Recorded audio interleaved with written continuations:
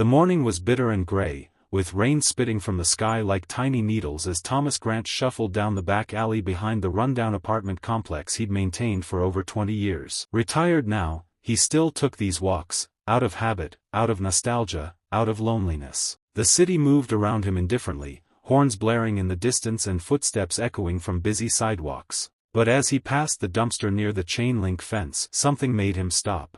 A sound, thin, fragile, almost drowned by the rain. It was a cry. His heart jolted.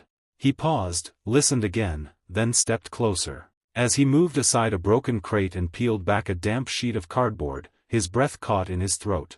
There, nestled in a stained old towel, were two newborn babies, twins, no more than a few days old, their tiny faces red with cold, lips quivering, and eyes squinting through raindrops. For a moment, Thomas stood frozen. Then instinct took over.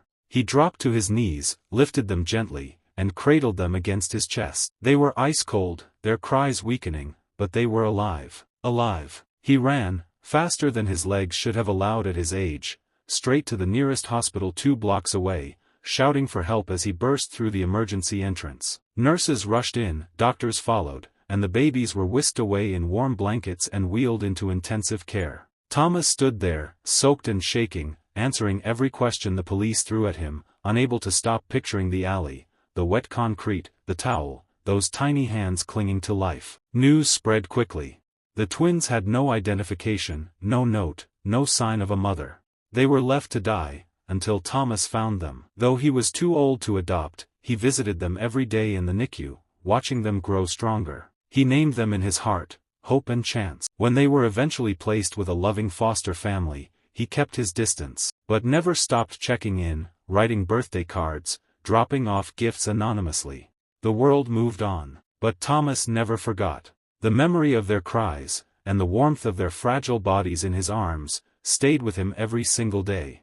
20 years had passed since that rainy morning, but Thomas Grant remembered it as if it had happened yesterday. Now in his 70s, Thomas lived quietly in a small assisted living facility on the outskirts of the city. His walks were shorter, his hands a bit shakier, and his once full calendar was now filled with silence. He often sat by the window with a worn photo album, flipping through fading pictures of the apartment complex he once cared for, and sometimes, when no one was looking, he'd take out a folded newspaper clipping from the day the babies were found. He never stopped wondering what had become of them. Then, one afternoon, a nurse walked into the common room holding a large white envelope. "This came for you, Mr.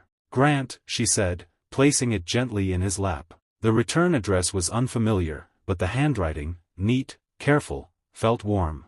He opened it slowly, and inside were 2 letters and a glossy photo of a young man and woman in graduation robes, beaming with pride.